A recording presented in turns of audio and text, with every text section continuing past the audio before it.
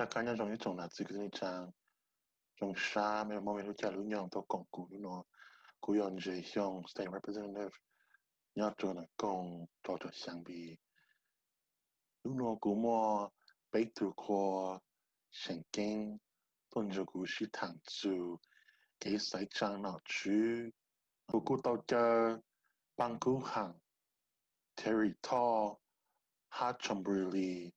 bố bấy từ tuân sai chân dễ nhớ cho cụ bê mong chế tôn nên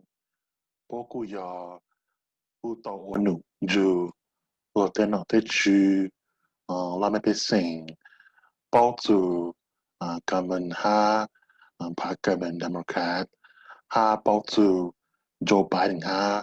Kamala Harris cứ giờ từ giờ lúc là cho paab Democrat lúc ở sự kiện ở President cho lúc đấy term bị can nó giờ nó bằng cứ Chamberi ha chơi ở mấy trò mấy trò to công cụ nút nó mấy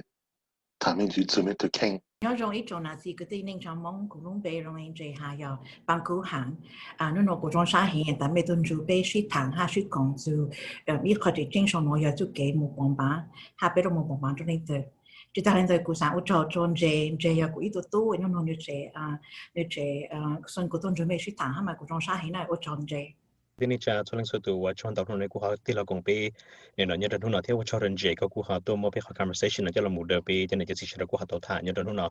ý point gì nên ý place thì cái đặc biệt lưuใจbị cho nênจะสิcho lên số tu đặc biệt là một bom báเลยnhớ đến nó bịกูยังmột thả ở bây giờ nên nó chính chính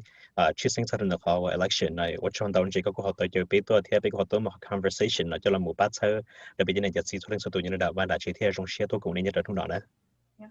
chỉ ta đã nhớ trong sẽ được của lúc bây giờ Terry sinh thọ cũng như là ở lưỡi là volunteer ban này cái Democrats để ta là nó là chỉ ta lên đó ở chỗ rồi nó phải tổ chức thả cho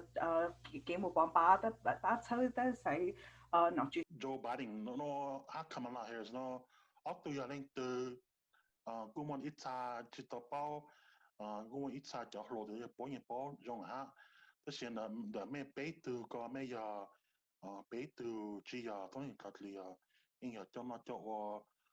应该都在tun全在转产这个保住他们保住让老保住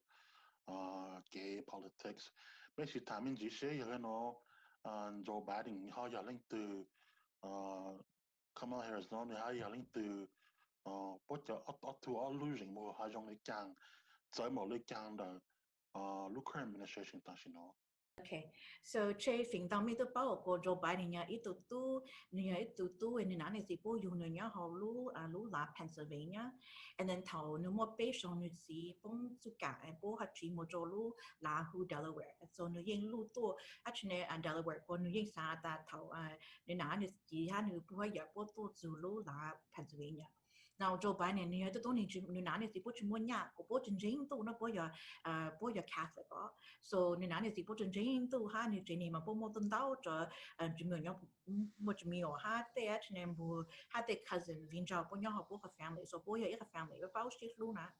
Cô thầu Joe Biden nhau không một biết chỗ xong hết nếu họ sang thì nó là một class or the U.S. senator nhau luôn là Delaware đó, and so nếu class thì nếu yên thì nếu yên thì ổn định nếu một trang tệ luôn or the U.S. senator đó nếu mỗi tụ có bu ha nếu tụ mình nhỏ ha nếu mỗi tụ tu nếu tụ xài ha tụ ha nếu tụ có bu bố chọn là phải mong chuyên môn là phải trao bố nếu tụ có bu ha nếu tụ xài mà mỏ hình đó to. And so Joe Biden mà nếu tức hot nếu xin được biết lỗi từ U.S. Senator ha ít tụi này lúc ban bình sinh mà cho nên nếu như nhau mỗi cái chuyện bữa nay sẽ ban tụi này thảo luận có bu ha nếu tụi sai một món đồ mà bọn này có hai ở ôn món sáng được bây giờ rồi nếu lỗi từ U.S. Senator cho bé chủ chỉ xong đó. And then thảo thaam mà Barack Obama ha ta cũng sáng sai có lỗi của từ Vice President của tổng thống là một tên mình ăn chỉ cho của the king mà cũng như bao cũng chỉ ha ta có mỗi lúc sáng tàu rồi lúc tàu bên sinh America là một chúng moi ăn chỉ ha bên cho của để có từ sai tàu bên lúc tết chợ. So Joe Biden ha lỗi Barack Obama tổng thống cho gì xong. And so tan cho Joe Biden lúc này mà thảo luận cho lỗi cho ta nó lâu nữa tôi muốn sang cho bao xong đó New York itu ne ye mo nu sha 1% mo jo pe sing ba pe sing he in fact กูตัวเข่งกูอยากโจไบเดนฮะกูจะที่แต่กูลบมาจนโจไบเดนจะขอทางนูปีอุนูเขาแคมเปญนะเนี่ยฮะแต่นี่จ้าที่แต่เนี่ยลักคลาจะขอนูปูฮะแต่โดนัลด์ทรัมป์น่าจะนะฮะเอาไปรวยมั่วนูชานะอีเขารู้มาถาวรเนี่ยไปตัวปูถาวรเนี่ยโรงเรียนออสเตรกูชานะปุยถาวมั่วจนwhite supremacist ปูรู้บ้านทุ่งเนี่ยไป Charlottesville นะไอ้ปูฮะแต่ปูจริงฮะแต่ก็อยู่ตัวเนี่ยจะจงชักเลยDonald Trump จะหาตัว Donald Trump จะหาแต่ Donald Trump ยังจริงหาแต่พวกยังตัวหนึ่งจงฮะเขาJoe Biden รู้ว่าจะรู้หาแต่กูจะที่นู่นตอนนั้นถ้ากูบอกนะกูจะที่แต่นู่นตอนนู้นกูรักษารู้ the president and so Joe Biden ยังว่าอีกcareer than they law of public service เพราะเขาจะที่จะประมาณนี้ตัวนี้character มีการมาหู character นะปุยนี่ตัวนี้ยังหาดูจะรู้ยังหารู้ลุนจังยังตัวนี้ชักเลยสามป้าตัวนี้ป้าเป็นสิงฮะนี่ตัวนี้ยังกูสั่งหาตาหมกจุบุรังคันแล้วชนะรู้เตาฮะใช้เตาไปเตะเชอร์ especially แต่ชนตัวไปเตะเชอร์หมดตัวนี้ชินจูนองลำบาก We all know that on its own, his work does not capture the full measure of Joe Biden. Folks don't just feel like they know Joe, the politician, they feel like they know the person. When Joe sticks up for the little guy, we hear the young boy who used to stand in front of the mirror, determined to vanquish a debilitating stutter. When Joe talks to auto workers whose livelihoods he helped save, we hear the son of a man who once lost his job. When Joe talks about hope and opportunity for our children, we hear the father who rode the rails home every night so he could be there to tuck his kids into bed. When Joe talks to Gold Star families who've lost a hero, we hear another father of an American veteran, somebody whose faith has been tested and who knows who to lean on to find the light. A resilient and loyal and humble servant. And through his life, he has never once forgotten the values and the moral fiber that made him who he is. The best part is he's nowhere close to finish. Ni to tao đến hình sản nhị trong lịch trả nè, nên cả xuyên hình sản nhị ni to tao hình sản nhị thêm nhiều bao thì nhiều lịch trả thì là ba tao bây giờ hình sản nhị nó chỉ có bây giờ trong thì bây giờ mong thì bây tôi bây nên nào tới chờ tới bây tôi chỉ thì nó bây giờ sản nhị nên nào mua cho nên nó nên trong nó thì là ba tao bây thì nên nó bây thì mua cho tu chân sản cho doctor cho lawyer nó dạng job because a lot of help from government and what we need is itu nên còn to tao thì bây giờ hình sản nhị bây giờ tao đã chỉ nó so I think cũng như thế Joe Biden nếu có way to senator tao nên thế nó là thế thì cũng itu giờ bao thì giờ muốn cho program thì cho process actually cho là ba tàu được bây giờ hình sản nhị cả bây thì một cái cái bảo xí luôn cho lại cho và thêm một thằng xí từ nên nó vừa cả bây mua nhiều một cái bây chỉ chia thì bây cả bây cần tao so this is another reason to add to everything that các cô hay nữa thì họ bây sát tàu như họ tới cho mình cả ta xí nào họ bây giờ hình sản nhị trong hành lý. Họ chỉ ta tới chỗ ít thì chỉ tao nói cho Kamala Harris. So near to when you clown the Joe Biden now, the or vice president. No, the genin ya Kate Honazia Mika do to be take Jamaica. So no young ito lawyer yabe luja California. So no near that's you know bay the law or holu be bana and or holu bay to district attorney's office ho luja San Francisco the game more no holu bay the game law kia or to attorney general. So to lawyer do lula in California na. The game or the noon the time the game tell cloud or to senator holula California that she don't know the game young boy had there ni she and out ni chẳng nhận do that in K all hot the game bowl cock the taking hang shake tao nữa đó so nó young là thấy là lúc they can do the people of color now so nó nhưng là ba they cho undocumented ya DACA the ba ở bây giờ đó Tony to Attorney General holula California đó so cô sao là all okay the in bowl cock cho vậy thế này là cái mua đâu tôi thấy khi nói giờ bây giờ chuyện chơi sở đời nè, chơi sở đời tới giờ chuyện thế giới như là ba nè, thì ít tiền là gì đâu đang nói chuyện là gì nếu ba chơi giờ như muốn như thế nào, giờ tranh lán nè, chỉ là chỉ cho tôi chuyện xe bây giờ nên nó mù chỉ trong mù cứ tàu lao đâu biết chuyện này thế nào, đó chỉ Joe Biden, đó Kamala Harris, đó tại giờ chuyện hàng liên đời, chuyện hàng liên này cứ tàu liên đời thì chuyện hàng ba tàu tới khi mình cả nó nè. And so we need the middle class ya ha they can make ana ya ta mo chen mo nya se e mo shari ya tsanye ne ke linda chi jong ta na ba chi to they can make ana. You see a lot when you're the firstborn. I saw my mother and how she worked hard, and she was full of pride and would never want anyone to ever pity her. She never complained about anything. But I also knew how she suffered. I knew how she stayed up late at night trying to figure things out. She was a brown woman with an accent. I remember going into, a store and us being followed. I remember how people would look at my mother and make certain assumptions about her intelligence or her capacity or her right to belong. As the eldest child, you see this. My mother was very well aware that she was raising 2 black girls to be 2 black women. And she did that instilling in us pride in our culture and cultures, always knowing that we would face all kinds of obstacles, but she never let us believe that anything could get in the way of our dreams or pursuits. My sister Maya is 2.5 years younger than me. So at the age of 2.5, I was told, look after your sister. And it is something that is very much a part of just who I am, which is that look after those who need your support or need your help. And that has been what has motivated me to do the work I've done, to look after and protect people. Jay, I was wondering if I could just add, and I'm going to say this in English for a lot of our English-speaking audience, but I think, as a political scientist, often we ask ourselves, the quintessential question you ask folks in elections is, are you better off now than you were 4 years ago, right? But I think that in the Hmong community, we are a clan system, for better or for worse. And one of the great things I think about being in a clan is that it's very focused on the family. It's very oriented on the family and in the community. And so that question of like, are you better off than you were 4 years ago is, again, antithetical to us culturally. But the more appropriate question, I think, is, are you, your family, your aunties and uncles, or your cousin, is your community better off than it was 4 years ago? And in the middle of a pandemic, without any type of plan for how to get out of it, I think the question is, no, I'm not better off. But I also think that in this question, this is a unique election because we have Donald Trump and we've seen his record. And so I think in addition to asking the question, are you better off than you were 4 years ago? I think people have to also ask, like, of the 2 men who are running for president, who will not only take care of me and my family and my community, but who will defend me behind closed doors? Who will defend me and my family and my community away from the cameras, right? Number 1. Number 2, who will actually act with honor and tell us the truth, right? And who, when they're making policies, will be thinking of the least among us, and not necessarily thinking about how his self-interest is at place, right? I think those 3 questions, in addition to the one about, are you and your family and your community better off than they were 4 years ago? I think those are the essential questions for this election. And that's why, for me, I think this election is really a referendum on character.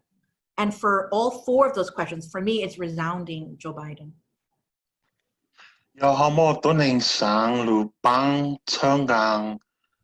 Vice President Joe Biden Senator Kamala Harris bố họ bám tàu lời chàng bố sáng tổ volunteer sáng tổ bán hồ sơ tông sáng một bán trái bay và是mong dành đại bố họ有户到头领对下下咧有东港人对bán tàu bố thì tôi xin nói tôi Wilson giờ tôi yêu tôi sẽ tông nó là mình thiệt cái ba đâu nè giờ tôi yêu sai yêu bài or giờ tôi yêu sai hồ sẽ tông nó mong thả hồ làm mình sau đó nó hay có sẽ được một bát thơ Joe Biden tới Kamala Harris tôi chỉ người dân cả cũng cho nít khát tôi sẽ tông nó sẽ được tôi sẽ tông được tế giờ tôi chỉ bé ở xa xuân tôi ý chí so that's 651-327-0685. He can also help find polling locations. Giờ hay tại này tổng cái muốn năng thâu là cái những bán chế đầu tiên giờ năng tôi bán lên đó na. So that she chẳng để she ta lên đó. There's a couple of Facebook groups that are available. There's I think Hmong Hmong Americans for Biden, and there's the Minnesota here. There's the AAPIs for Biden too. If you check out the Facebook groups, there's information there you can ask for too as well. Thục cơ nó cú sáng ô mẹ bé lên cho cứ mẹ chính cái mẹ lúc xưa đun dù cú xí thang cú đun dù cho làm mẹ sinh xí thang yang ta luôn để lúc nó cú giờ nó chính cái cái cổ bỏ luôn nó hấp phụ luôn đó mẹ sau này ta giờ nó là biết cho cứ tu chính sai gì nó tập cho nó sư nó chơi cú sáng nó mẹ 이루루 독가노 남이 king personally no 야비레 자메 할레 부종 요몽 범방조 Joe Biden ha Kamala Harris Terry가 여도 Senate District Chair 또 donor 방 바꾸면 Democrat는 상 이사이 공조도 상은 거 비용인데 Okay, 어쩌지 가 vì lý do của giờ là chơi là support Joe Biden với Kamala Harris nhưng mà họ ý từ lợi dụng bố cho bắt chơi cho nên cho nhẹ nè để chỉ ta lên đó lên là mình sẽ cho nhẹ tới cho lý cho policy là ba đồ cho nên cho nhẹ nhớ hồ để tới nào chỉ ta lên đó nhưng mà mong nào của bố tè ít xe nhưng họ lừa tụ hai cái bên trái đó là chủ cho hai tia họ trái họ mẹ đó là họ để của những lú của trái nàng của lú bây giờ mong lú cho nên sẽ được cho những đó nhưng lo cha họ của trái nè sau cái hai lên đó cái sẽ được trong trong lên đó thế nào sau đó là của người của liên quan hai ta của ít tu nhà chế của mua mình nhiều mua giá lâu đó ấy nhưng sao ta mua từ tới giờ tu nhưng sai tàu ta paab tàu nhà phò chia là thiên nhiên ô cái là thất chia là cái nhiên PCA thất chia là cái nhiên Medicare lên đó cái của bảo hội thì nhưng nhau cái Democrat là sao ấy thế rồi giờ lên đó của theo là ba của trong nói nhưng chờ ở Joe Biden đó Kamala Harris chính vì cái của giờ ít từ cho nó cho nợ bé hải mong cứ cho cô lo bố yên bù có chủ nế chủ mua có yên mua có lúc tông cho có cô giờ ít từ tốn nên muốn nông ngày cho bé hải mong ha giờ vì lấy trang có ha bù rong giống một sai trang cho Joe Biden ha Kamala Harris lưu ha có ha cô mua ở bên lưu phang này trang cho có bé mong suất là bằng sáng một bằng bạc cho ở từ bé bé nên núm lông sao sự thế bé núm lông nó mà muốn ăn đầu ya ở bé sẽ được qua chân trái ta chỉ có sao cái bé trong trong hạt tiệc chân trái nó như từ vì đã chi nó như từ vì đó họ cái bé mới tu nên nó ta chỉ nó muốn được cú họ create cho mình là cho bé cú ấy tôi nên nhìn nhận thì gì tới gì chờ cơn gầu thế tức là hay như họ tự nhiên họ bé lúc sáng mình sau đó họ nó sẽ cú nhìn nhận gì tới gì chờ cơn ta chỉ nói chung thâu lò nó mà cũng mất xả nữa cũng một số họ tư cũng muốn gì tới gì chờ một chỗ biết luôn tới họ chờ một xí họ mình sau đó nó yêu chính nhà chính pha chính nhà chạy ra chỉ yêu tới họ tư yêu tới các xe lô yêu một số họ tư là yêu nhóm luôn xí yêu một bọn mình cả bỏ lô tư là hai năng lực họ là yêu nhóm luôn xí yêu chính nhà chạy tới tới rồi yêu phải rồi yêu nó yêu cho tới mình tôi nhầm một là yêu chính nhà chính pha lên nó hay nhân gia lên nó nè ta chỉ nhớ được xong nó thì ở bên xong thâu ta là nó xí nên muốn xả thì nên muốn chùa nên giờ là lợi đi thế nên bảo hành đi là nè bây giờ một họ tư bây giờ tới họ tư bây giờ chủ chọn trong chính pha theo tới rồi muốn hành pay tới rồi mua cho mình cả mua được hai năng mua lấy chuyện nhẹ bé chuyên sáng nhất là xong nó bây giờ bây giờ những Asian là chỉ bé mà bây giờ Asian chỉ là thì bây giờ sửa ta xứ này chỉ là chỉ xả thì bây giờ bóng đi nó chỉ là thì bây giờ sửa thì bây giờ cho mua cho right virus chỉ là chỉ thế là hoàn để nó thuộc bé còn này họ chỉ trong cho bé này chỉ họ làm mình chỉ là thì bé lu community mình sao nếu bé làm được ít thôi cho như họ bé lu tới cho nó là với Donald Trump như tụi bé họ tới mình nó chỉกูสากับเป็นจงจะต้องมีนะฮะที่ยัสที่ให้ตัวให้ที่จะเรายิ่งมั่วนะตัวเจที่จะเรายิ่งมั่วแต่สิกับเป็นจงให้ที่ยังมั่วสาไปรู้นั่งปล้อยชงทอลอเทียบปล้อยชงเดี๋ยวเราแต่สิเราซื้อนั่นหุ่นเดี๋ยวเราจะใส่ไปแห่งลีกูสากับเป็นจะในจะสิเฉลี่ยนี่กูเขาบอกขนาดจะเรามั่วสาไปวันนึงย้อนไปชนเชื้อจะเกี่ยวกับเสียไปวันนึงย้อนไปชนเชื้อจะเกี่ยวกับการย้อนจงเป็นเชื้อกับไปจะสันใช้ได้จีเป็นย้อนรู้เจรู้จอบย้อนรู้เจย้อนเขาไปรู้เจซื้อเรากับไปมั่วจะเกี่ยวกับเสียนั่นเอง ก็ไปเชื่อเขาเราเชื่อมุปอมบาเชื่อกันในมุปอมบาช่วงนี้ยงแห่งลีจริงจังแห่งลีวันนี้จะมุปอมบาสถานกูไปจะเนี่ยจะติดเชื้อก่อนเนี่ยเขามุปอมบาเธอเนี่ยนะวันโจไบเดนที่นั่นตัว vice president เขาเนี่ยเขาว่าอยู่ระดับการมุปอไปรู้ state เนี่ยนะระดับการมุปอจะเกี่ยสายเราไปรู้ได้เชิญเราก็ไปมั่วจะเกี่ยกับเชื่อไปมุขเธอแล้วก็ไปที่เรียนเนี่ยนะว่ามั่วจะเกี่ยนักการยังเกี่ยกับเชื่อเลยแล้วแต่ท้ายเจ้าเนี่ยนะว่าโจไบเดนมายังมั่วบุรีเฉยอุลีนั่นในสมุน sa non đau sao mà sa để tới khi nào người chỉ để chủ mua nông họ chẳng cho tu hai đi chợ là đi mua này chỉ nên chủ tao thì họ tới mình nó như là chỉ Joe Biden là sao là thằng này là qua tu này nó president là như dân là như là qua chỉ khó đi chợ thì thế chỉ là chạy police chỉ là ôn nó chỉ là nó nên chúng nó có bao họ tranh bây giờ Parliament Democrat nó như ít power lu bây giờ này chỉ bị sinh tồn tàu nên tàu xong dọn cho họ để bây giờ mong bây you knowว่าแต่จะเกิดสิ่งนี้เราอยากจะ Democrat ป้าไปซื้อเลย you know ว่ากับไปย้อนจงเชื่อป้า Parliament นั่นที่ก่อนนี้อีพอลูก party ว่าจะมาเชื่อไปจะมีหน่วยมันรู้ในยาตอนได้กับไปมันจะเกิดการเชื่อที่จะเกิดนะคะหูนี่เราที่จะมีการหน่อยท่องหูในการในเชื่อมันป้อมบ้าเนี่ยเราว่าคนนี้เขาจริงๆย้อนใจจงเรานะ我做生意准备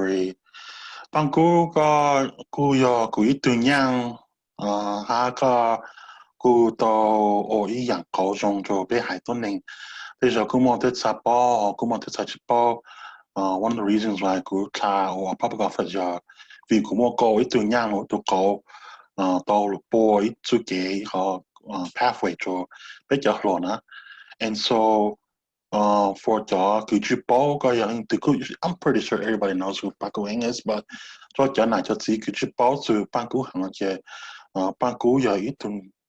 Toning Kuku Tolu Onu, Bang Bay Pad, Democrat Ha,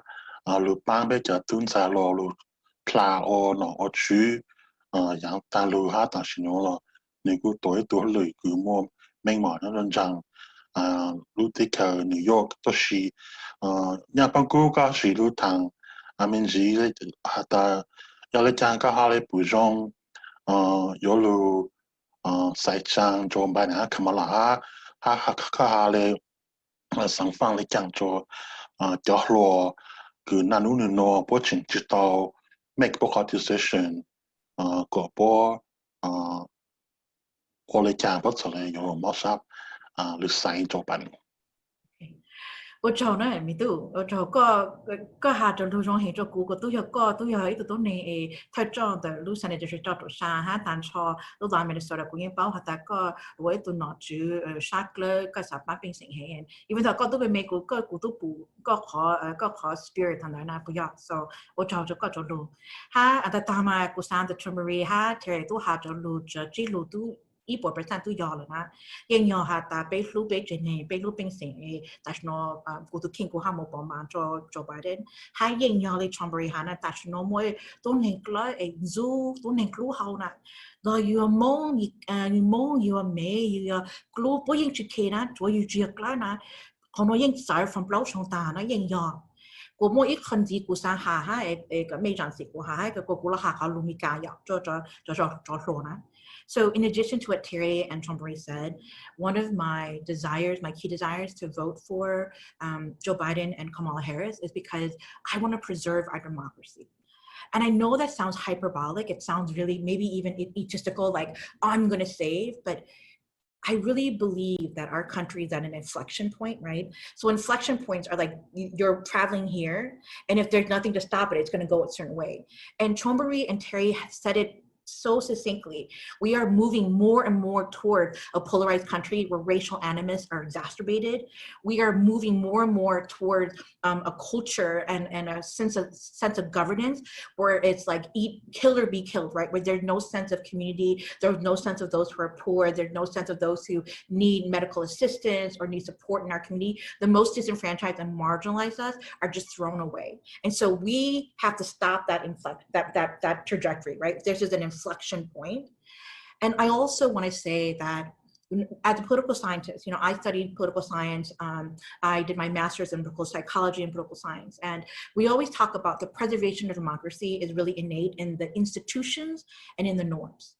Right? And so we look at the institution of Congress, the chambers, so the House, and then you have the Senate, and then you have the legislative branch. They make up the legislative branch. You have the judiciary branch, right? The Supreme Court, and then you have the executive branch, the president. And are those institutions strong? And I think that the past 4 years, those institutions have been really shaken. Like, for example, it is within the power of the institution of the House of the House of Representatives to actually subpoena someone to come because it's their power to investigate the executive office. That is the checks and balance. And yet, during the impeachment trial, they sent out subpoenas and none of those people complied. In fact, the executive office, right, the executive branch were telling their employees, don't go to that test, that test, don't go and testify. So our institutions, right now, we're looking at how the Senate is going to have, the president has nominated and the Senate are going to start hearing on a judicial nominee for the president, for the Supreme Court. This is a departure from, you know, what they have done in the past. So not only have the norms really been shaken, not only have the institutions of governance been really shaken the past 4 years, but the norms, right? The norms have really been abdicated. Just 4 years ago, the Senate was saying we cannot, you know, hold hearings on a presidential nominee for the Supreme Court because it's in the same year as a presidential election. And yet 4 years later, the very same characters, right? Senate Majority Leader Mitch McConnell, Lindsey Graham, who's the chair of the Judiciary Committee in the Senate, they are just throwing away their words from 4 years ago. And so for me, someone who is a lover of democracy, someone who is a lover of American democracy, our democracy is really at peril. And that's why for each one of us, we have to think of November 3rd as the day for which will set the trajectory for the rest of our lives. Terry, you had said it before, it really is a year. This election cycle is really going to be an election that is going to be probably the most important one in our lifetime. And in order to preserve our democracy, for the love of our community and our family, and to decrease racial animus, to say absolutely that is not acceptable, like that's why I'm voting for Joe Biden and Kamala Harris.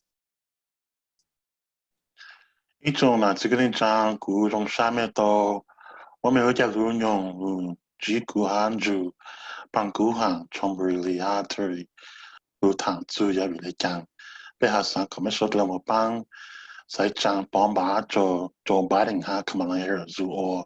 up to cho beru de kya cho pollution ya tan de no ba ha cha sha sot la yona kanya jong